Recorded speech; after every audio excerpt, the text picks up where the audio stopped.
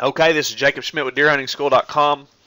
I'm just sitting here looking at a piece of property that someone had emailed me about, and they've got this. I'm going to just show you the property. It's runs right here. It's this patch of woods here, runs right in here.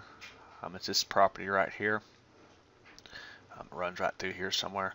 That's pretty close to the property line. It looks like you've got a power line or a gas line or something that runs down the middle of it. Not exactly sure what this is. Looks like maybe a food plot or something that someone put in. They've got several deer stands. He showed me some stand positions up in this area here. As you see, it's hill here. There's a valley here. I've got a buck killed just a couple weeks ago. A doe kill here.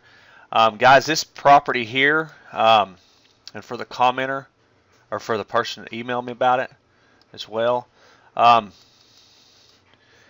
property, I measured it out, and I asked him, I figured it up probably close to 100 acres right in there, give or take a little. And you've already killed 2 deer off of it, and I don't know how many people's hunting it, but you've killed 1 buck this year and 1 doe. That's not terribly bad. That's pretty good for 100 acres. I'm not saying you can't kill more deer, because you definitely can. But you've already killed 1 buck on it. I don't know the size of the buck. It just said buck kill and the date. But a 100-acre size property is not going to have. You're not going to hold a lot of bucks on it. It's a lot of deer passing through and stuff.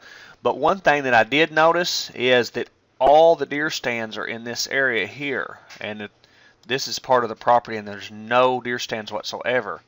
Another thing that I noticed about the area, you've got some agriculture going on around it.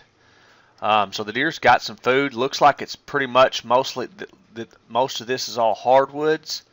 One thing that I noticed, like I think I already said it, but there's no stands here in this area here, and there's some good potential back in this area, because you've got all this agriculture and stuff back in here that these deer can feed at.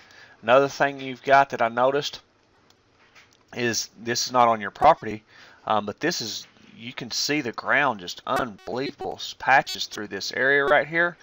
That looks to me like it's probably going to be some serious, possibility to be some good thick, really thick, stuff for deer.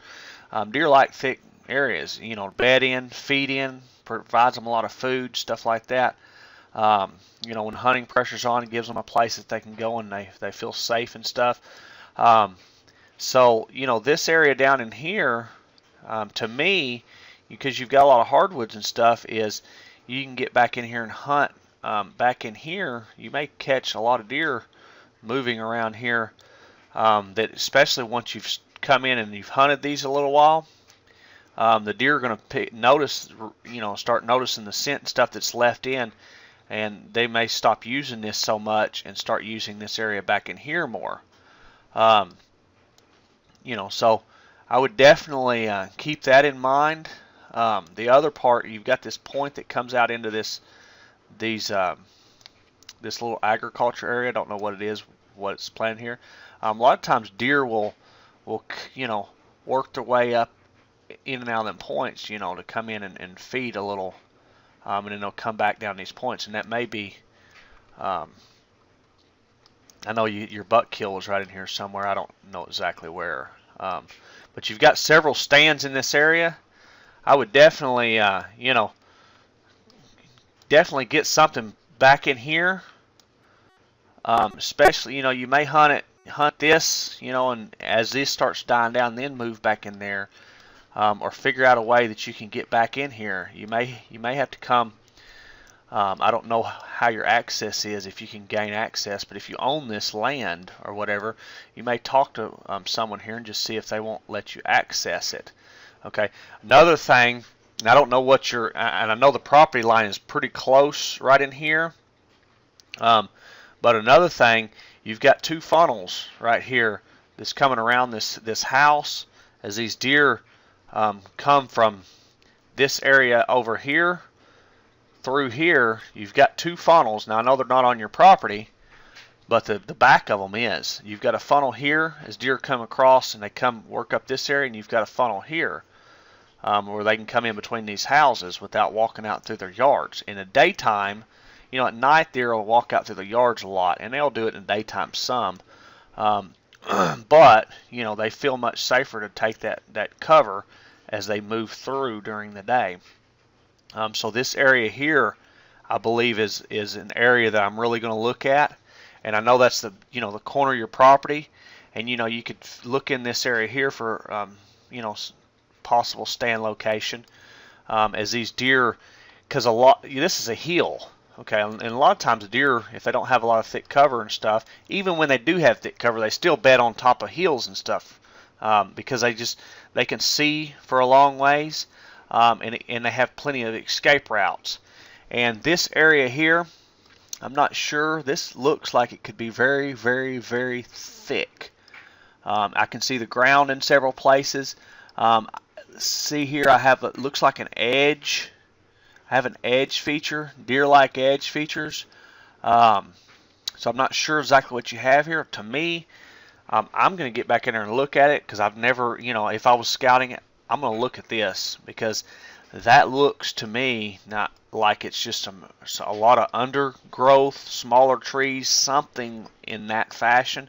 I could be totally wrong, but I can see the ground in several places here. And when I look here, I notice these look like big mature trees to me, and these just look different. Okay, so there's definitely some type of edge feature here, and deer like that because a lot of times there's a lot of food on edges. And things like that. So that's something to keep in mind. You may, some evening. The thing is with deer hunting, you want to hunt in the evening. You want to hunt closer to the food source. In the morning, you want to be closer to the bedding area. Because as you come in the morning, if you're trying to get in onto the food source, you're going to bust and blow deer out because that's where they're at. In the evening, if you're trying to get into the bedding area, you can get in fairly close. You can get in between them, but if you try to get too close to the bedding area, you're going to blow deer out of the bedding area because that's where they're at. You don't want to be going. You want the deer coming to you. If you're going to hunt bedding areas, if you're going to hunt within bedding areas, you got to be there super, super early before the deer get there. Let them come to you. You want the deer coming to you. And however that has to be. But anyways, hope you enjoyed this video here. You look like you're doing pretty decent on the property. You've already killed, I don't know how many people's hunting it or if you killed them or who killed the deer, but looks like you have one buck killed. Didn't say what size buck or anything like that. You had a doe kill. Looked like they were, like 4 days apart. Probably the opening weekend of gun season, I would imagine, or something. But anyways, looks like you got, some deer going on. Definitely get back into this area here. Check out this area here. Look at this here. See what the heck that is. It's got an edge feature. Looks like it could be thick. You've got two funnels here. Now, stay within, if you're gun hunting, especially stay out, in a safe distance from these houses. And whatever your law, I don't know what the law is in your state, but follow by the laws and everything, but you should definitely have some deer coming through these two funnels, okay, going around these houses. And you'll see which one's most active and which one's best to hunt and things like that. Hope you enjoyed the video. This is Jacob Schmitt with DeerHuntingSchool.com.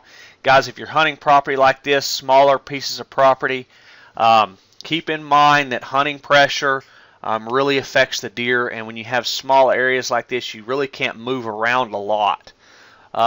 Even moving from one stand here to here, basically all you're doing is moving as the deer alter. As pressure gets really intense, deer, they'll still use the area, but if you overpressure it, they'll very rarely use it in the daytime.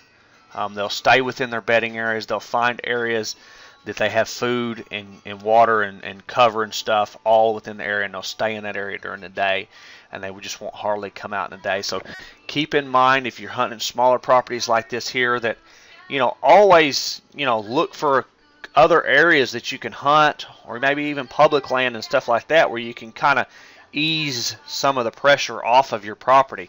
Hope you enjoyed the video. This is Jacob Schmitt with DeerHuntingSchool.com. Have a good day, and bye-bye.